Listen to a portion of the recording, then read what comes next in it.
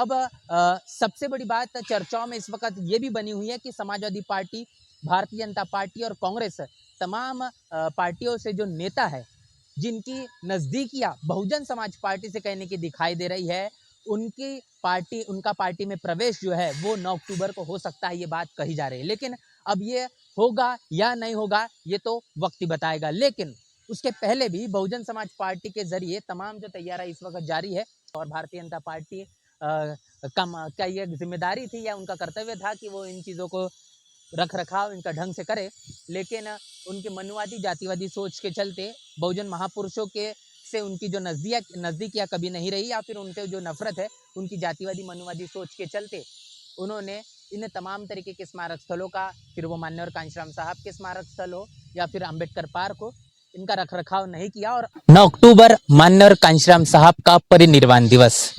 इस बार बहुजन समाज पार्टी मान्यवर कांशीराम साहब के परिनिर्वाण दिवस के उपलक्ष्य पर एक विशाल रैली करने जा रही है। बहुजन समाज पार्टी के राष्ट्रीय अध्यक्ष बहन मायावती के जरिए आगाज किया गया है कि आने वाले 9 अक्टूबर को बहुजन समाज पार्टी के उत्तर प्रदेश के खासतौर पर तमाम जो कार्यकर्ता है वो एक साथ आकर बहुजन समाज पार्टी के शासनकाल में बनाए गए, आप मेरे पीछे देख पा रहे हैं, मान्यवर श्री कांशीराम जी स्मारक स्थल पर यहाँ पर जमा होने की बात कही गई है। और यहाँ पर जो जमावड़ा देखा जाएगा, ये जमावड़ा कहीं न कहीं इस बात का भी संदेश है और इस बात का आगाज है कि आने वाले उत्तर प्रदेश में जो विधानसभा के चुनाव है, इस चुनाव के मद्देनजर रखते बहुजन समाज पार्टी का आखिर रणनीति, ब्लूप्रिंट जिसे कहा जा सकता है, क्या कुछ होगा, किस तरीके से बहुजन समाज पार्टी अपने चुनावी पूरे के पूरे मैदान में जिस तरीके से कूदती हुई नजर आ रही है, संगठनात्मक जो काम शुरू है उसके आधार पर बहुजन समाज पार्टी के लिए यह काफी दिनों के बाद में होने वाला यह कार्यक्रम बहुजन समाज पार्टी जिस तरीके से करने जा रही है, जिसका जो रूप है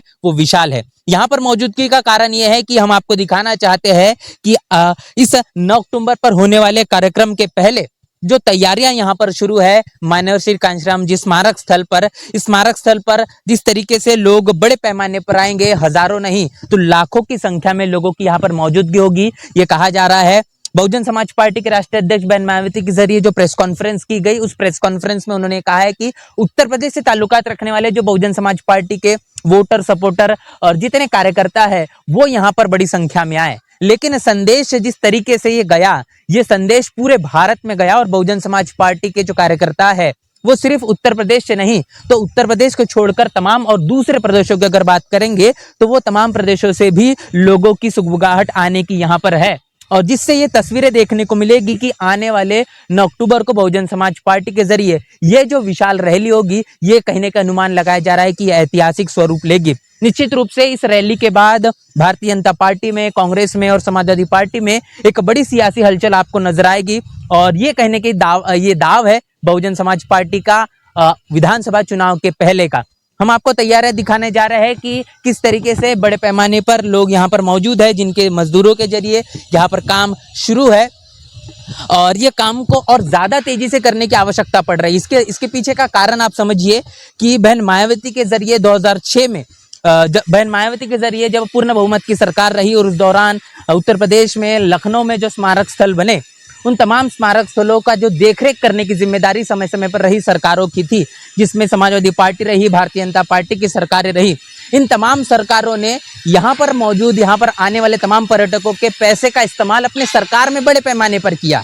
जो हजारों नहीं लाखों की संख्या में है। लेकिन रखरखाव रखने की बात आई तो उन्होंने ये काम बिल्कुल भी नहीं किया, क्योंकि ये बहुजन महापुरुष के नामों पर, उनके योगदान पर, उनके बलिदान पर बनाए गए स्मारक स्थल है। शायद उनकी जातिवादी मनुवादी सोच है जिसके कारण इस तमाम स्मारक स्थलों का रखरखाव नहीं कर पाए। और बसपा अब आने वाले कार्यक्रम जो 9 अक्टूबर को होगा मान्यवर कांशीराम साहब के परिनिर्वाण का,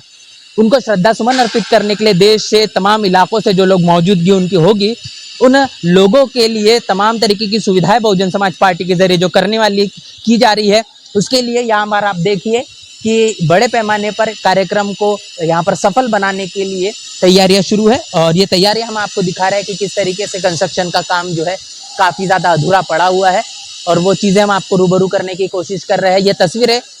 जो है वो काफ़ी ज़्यादा आवश्यक हो जाती है 9 अक्टूबर के पहले ये आप तक पहुँचाने की। कर्मचारी जो है, मजदूर है, वो बड़े पैमाने पर यहाँ पर मौजूद है, लगे हुए हैं। और तैयारियां ये इसलिए भी आवश्यक है, बहुजन समाज के तमाम उन लोगों को देखना, समझना कि आने वाले भविष्य में बहुजन समाज पार्टी के लिए काफ़ी सारी बड़ी चुनौतियां भी है। उन चुनौतियों को सामना करने के लिए भी बहुजन समाज पार्टी ने ये अपना कार्यक्रम 9 अक्टूबर का आयोजित किया है। यहाँ तक कि ये भी समझिए कि अब सबसे बड़ी बात चर्चाओं में इस वक्त ये भी बनी हुई है कि समाजवादी पार्टी, भारतीय जनता पार्टी और कांग्रेस तमाम पार्टियों से जो नेता है,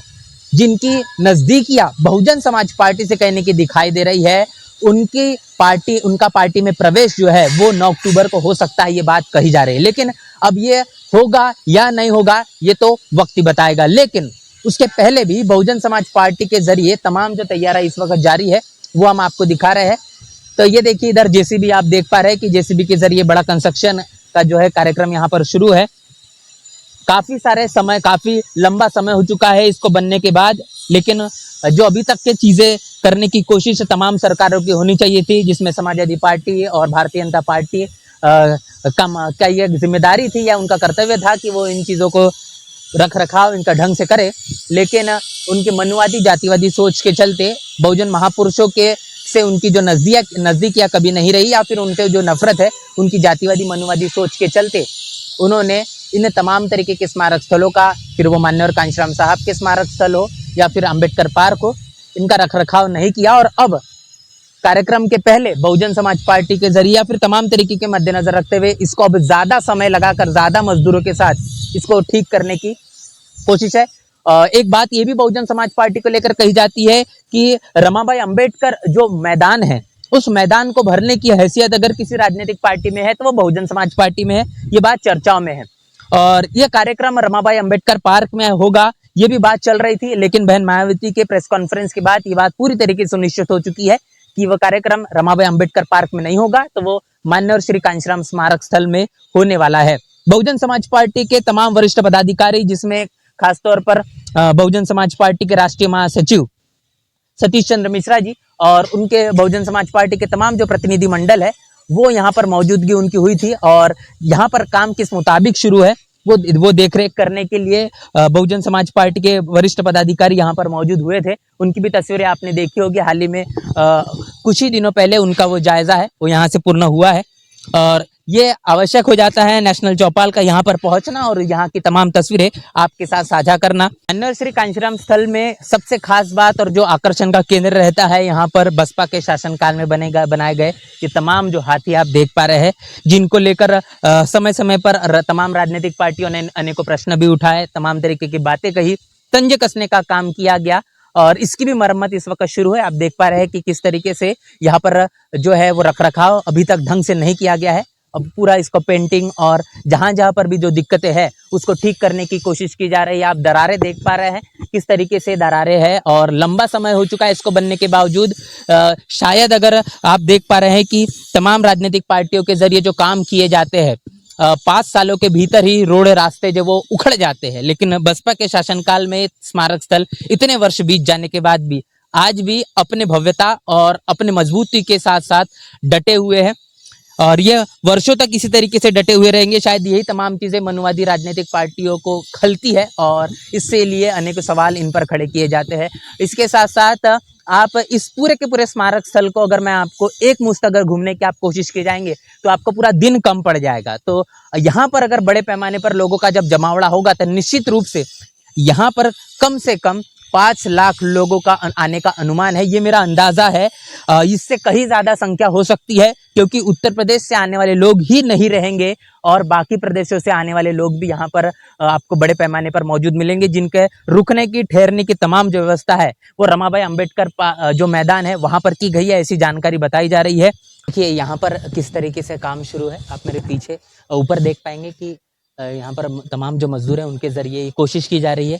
कि जो चीज़ें बिगड़ी है उसको ठीक करने की और समय के रहते ठीक करने की। ये सबसे ज़्यादा आवश्यक है कि समय के चलते, क्योंकि बहन मायावती के काम करने के तौर तरीके को अगर आप देखेंगे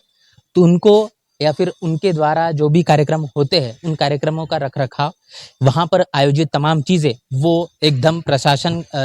अनुशासन के आधार पर होनी चाहिए। ये हमेशा अच्छी उनकी कोशिश होती है। और यहाँ पर जो मजदूर लगे हुए हैं ये भी है कि पूरे देश से और ख़ासतौर पर उत्तर प्रदेश से जो यहाँ पर लोग आएंगे वो इस भव्यता को, इस स्मारक स्थल के इस विशाल रूप को कहने के फिर एक बार महसूस कर पाए और इस बात को लेकर गर्व कर पाए कि जब बहुजन महापुरुषों के विरासत को संजोने की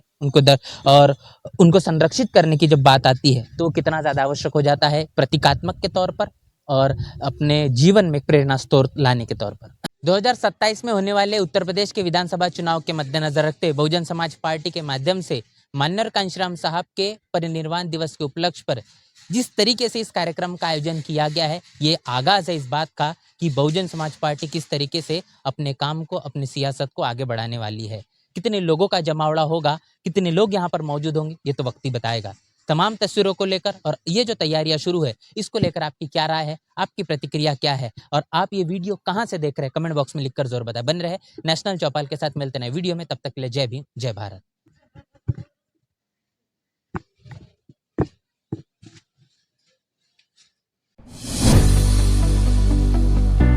बहुजन समाज की हर खबर पाने के लिए चैनल को सब्सक्राइब करें, लाइक करें, शेयर करें। नेशनल चौपाल को बचाने के लिए ज्वाइन बटन क्लिक करके चैनल की सदस्यता लें और चैनल को आर्थिक मदद करें।